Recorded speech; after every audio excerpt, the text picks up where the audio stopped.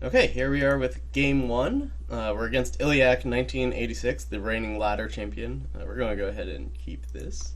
This hand looks like pretty much what you want to see out of Shimmer. As you can see, he's got that shining 1 next to his name.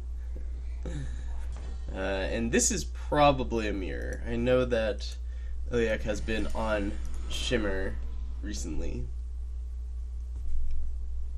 So obviously going to lead out with my Initiate of the Sands, and then get the Obelisk out, and then get the Scouting Party out. Shouldn't be too much of a surprise. I actually might want to play the Cobalt Monument here. No, I might want to play it as a power, because I want to hit him with the Scouting Party as soon as I can. But this turn, I definitely want to play the other Initiate of Sands. So I'm going to play this as a Primal, and then the other Initiate. So I'm going to have access to 5 power on my next turn, which is going to be Obelisk plus Monument.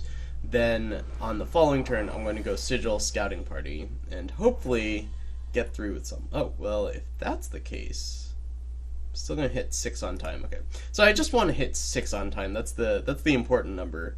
You can go ahead and play the Seat here, and then the Obelisk. And yeah, that's actually a safe attack. This deck doesn't play very many fast spells. Doesn't play any fast spells. So I can freely attack there. Okay, Sandstorm Titan. A lot of people play Sandstorm Titan in this deck. I actually don't like it. I think it's worse than I think it's just worse than Marisen's Disciple a lot of the time. So here, perhaps if I had played this as a depleted power, I would be in a better position, because then I would have the option of going Shimmerpack and attacking.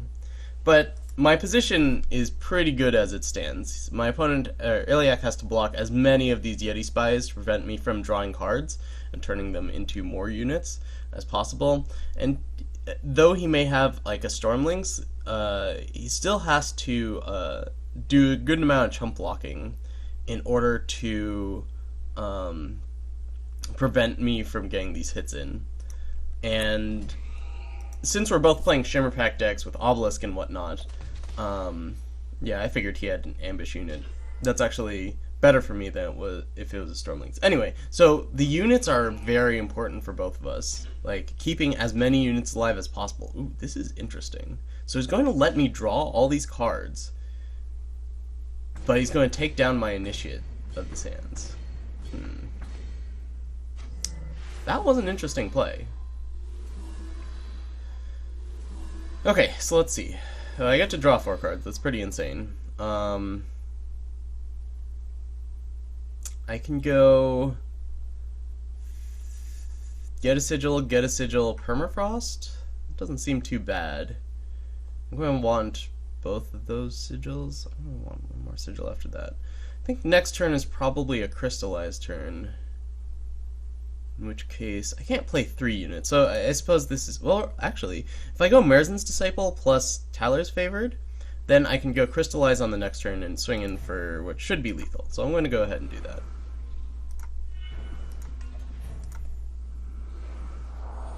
Oh, wait, I can play the Sigil this turn. I mean, Permafrosting this doesn't really matter. If I'm going to Crystallize next turn anyway, I don't know. I could also wait a turn on the Crystallize, make sure I have lethal before I do that. Scouting Party? Oh man. I am so sorry, Iliac.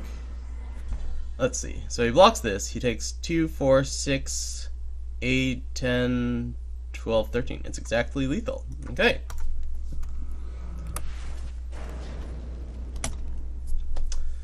So, that's, interestingly enough, that's a pretty typical game from Shimmerpack, from this deck. You'll get the Obelisk out, you play Scouting Party, and then you get to draw a bunch of cards, and then you have some way of making your board very relevant. Your board of small units very relevant, whether it be Crystallize or Shimmerpack. So yeah, on to game 2.